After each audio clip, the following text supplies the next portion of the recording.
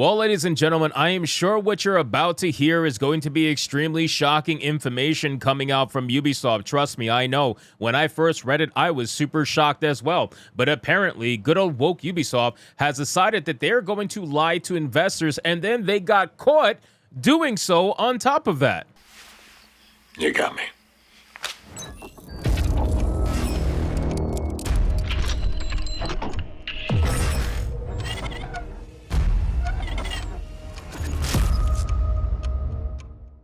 Yes, good old Ubisoft, that same company that is practicing DEI through and through. I mean, they are probably one of the most corrupted, most DEI-infested AAA studios that is out there right now in the gaming scene, and they had just recently gotten their investors call done, and they were caught lying to investors about the overall status and public perception of Assassin's Creed Shadows, and not even just Assassin's Creed Shadows, but also the new Star Wars Outlaws games that is coming out as well. So let's get into this article, guys, from SmashJT.com. But of course, before we do, if you are new here, just consider hitting that subscribe button. I would greatly appreciate it, and like the video to push us out into that YouTube algorithm. It says Ubisoft caught lying to investors about Assassin's Creed Shadows community sentiment. Ubisoft's misguided confidence, dissonance between corporate claims and community backlash on Assassin's Creed Shadows. Now, what's interesting that SmashJT brings this up, because I've talked about this many times, that when it comes to corporate, right, when it comes to AAA gaming studios, they are literally lying to their investors all the time.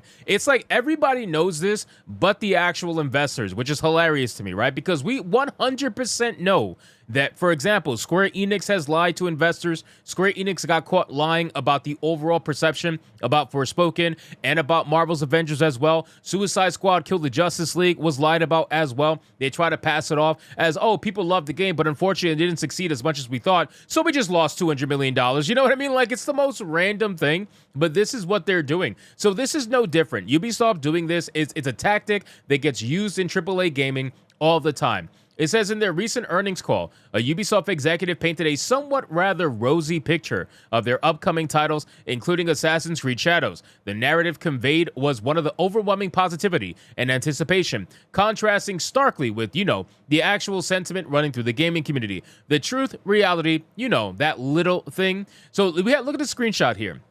Ubisoft reports first quarter 2024 and 2025 sales.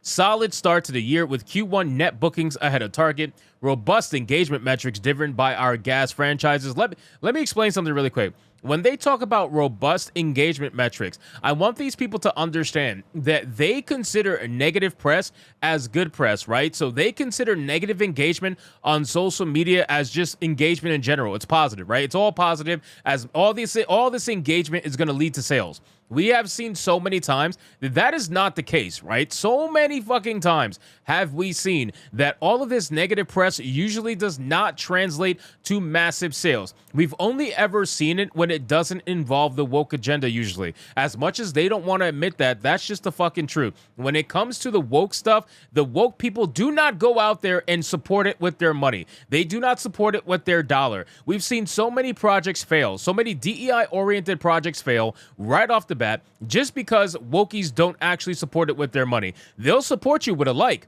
They'll support you with a retweet, but they're not going to support you with their dollar because they don't really have a dollar to support you with in the first place. So again, let's look at this from a statistical point of view.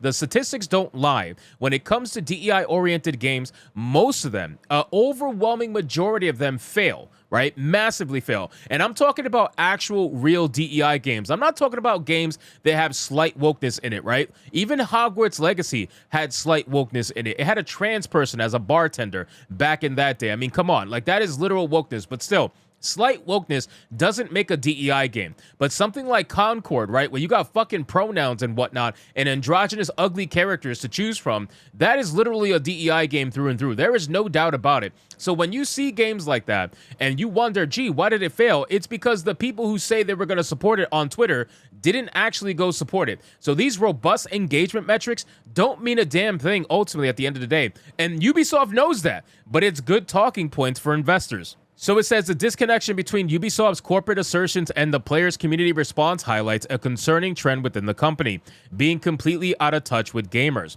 So we have a quote here from a Ubisoft executive. Let's read it. So in terms of we don't disclose nor comment pre-orders. Usually what we can say is that we've been observing and measuring is that our two big titles actually are indeed among the most awaited games of the industry, and they enjoy very strong positive community sentiment. So okay, so you're not going to disclose or comment pre-order numbers, right? So you're not going to talk about the stuff that investors actually want to know. You are literally ignoring the requests of the investors. And you know who did that recently? Square Enix. And guess what's happening to that company?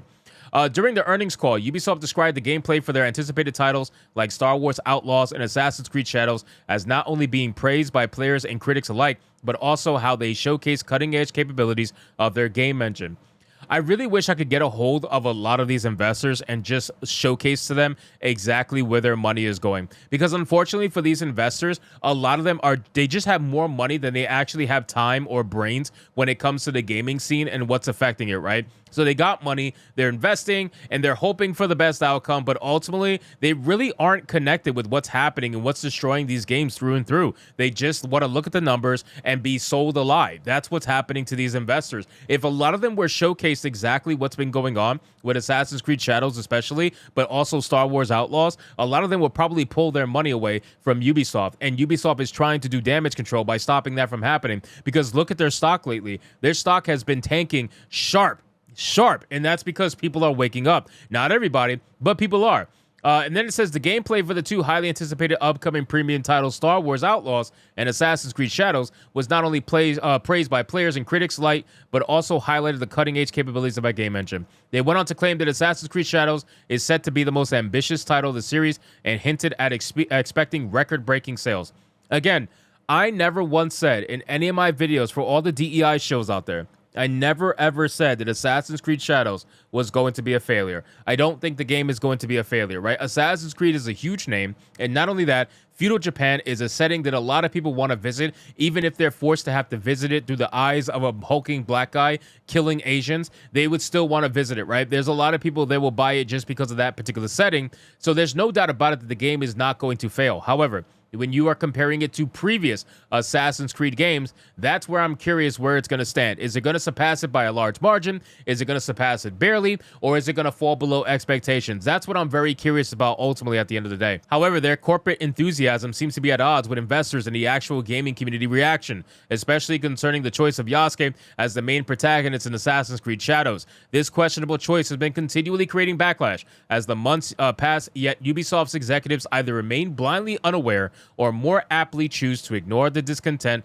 brewing amongst fans, ladies and gentlemen. So again, I'm all for, listen, if this is what they want to do, I would hope that the investors start to wake up. It seems like that's what's happening. But again, we've seen these kind of drop-offs, and then it essentially stabilizes after that. Time is going to tell whether or not they're waking up fully. But I am glad to see woke-ass Ubisoft getting called out on their bullshit as time goes on. And we're just going to make their lives even harder as they continue to try to lie and lie and lie up until the release of Assassin's Creed Shadows. So anyway, guys, thank you so much for watching this video. I hope you did enjoy it. If you did, consider leaving me a subscribe. I would greatly appreciate it. Don't forget to like the video, comment, let me know what you thought, and I'll see you guys on the next one. Hypnotic out.